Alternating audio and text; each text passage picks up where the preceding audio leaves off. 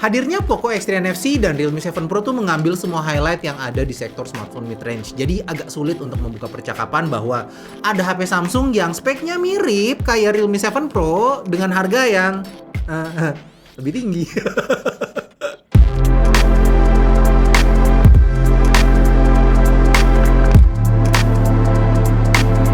Ya, mau dilihat dari ujung Monas pakai sedotan ale-ale pun kita tuh kalau bandingin harga dan spesifikasi antara Poco X3 NFC, Realme 7 Pro dan si Galaxy M51 ini tuh si M51 ini kayak kalah di banyak bagian ya, dan harusnya tuh udah nggak masuk hitungan. Cara komunikasi marketing Samsung juga menurut saya itu nggak ngebantu bikin si HP itu untuk mendapatkan spotlight.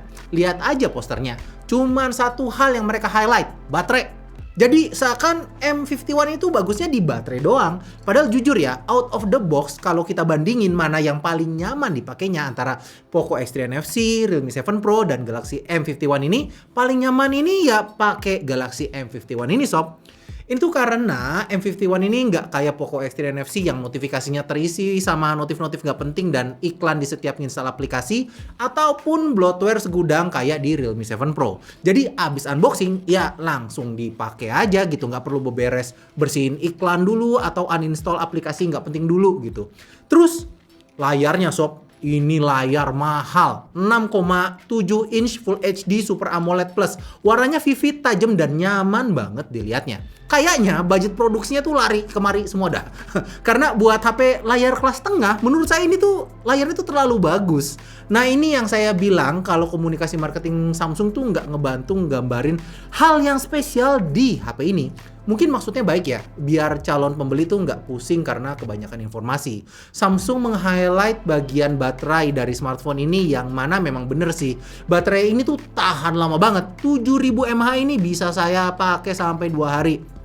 Saya pakai buat nonton Netflix hampir 3 jam. YouTube nontonin orang main Among Us tuh 2 jaman, dan main Genshin Impact hampir 2 jam. Udah bosen nih mainin HP-nya.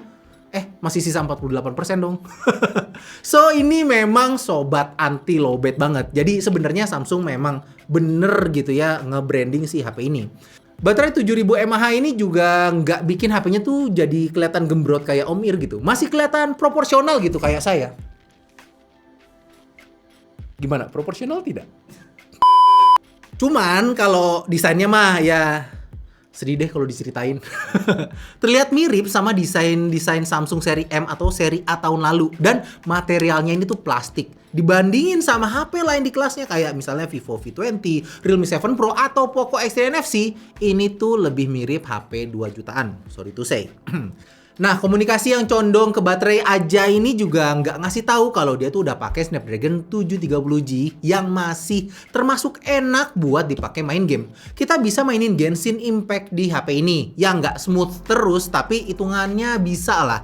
Jadi bisa ikutan hype game yang cukup eksklusif inilah, karena ya beberapa HP mid-range tahun lalu aja ada yang nggak bisa mainin game ini gitu. Atau buat main MOBA baru si League of Legends Mobile juga cukup nyaman.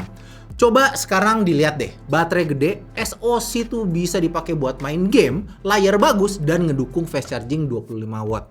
Ini tuh smartphone gaming material banget menurut saya. Ya walau belum ada refresh rate lebih dari 60 Hz sih, cuman ya bisa di branding kayak begitu harusnya. Vivo Z1 Pro aja kayak gitu kan waktu itu kan. Cuman ya mungkin ini strategi Samsung biar yang beli tuh kagak punya ekspektasi lebih kali ya. Jadi pas beli baru kerasa deh happy-nya. Hasil fotonya juga lumayan bagus, cukup tajam, dan warnanya juga oke di kondisi cukup cahaya. HDR agak terlalu agresif sih, tapi anak-anak Instagram ya yang nggak mau repot mungkin suka sama hasilnya.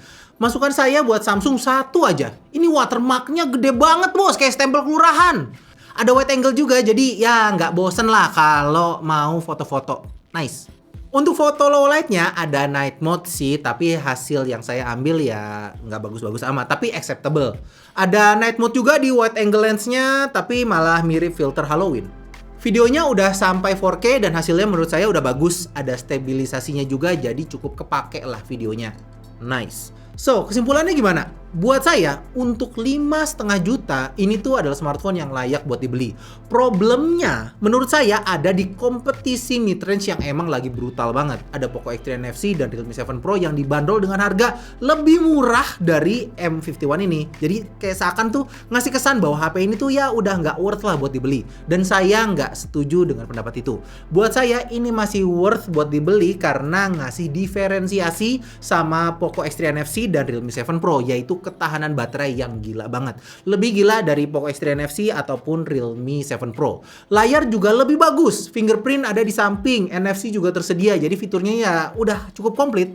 Bisa dijadikan juga sebagai secondary daily driver yang sempurna karena dia bisa dipakai juga layaknya power bank gitu.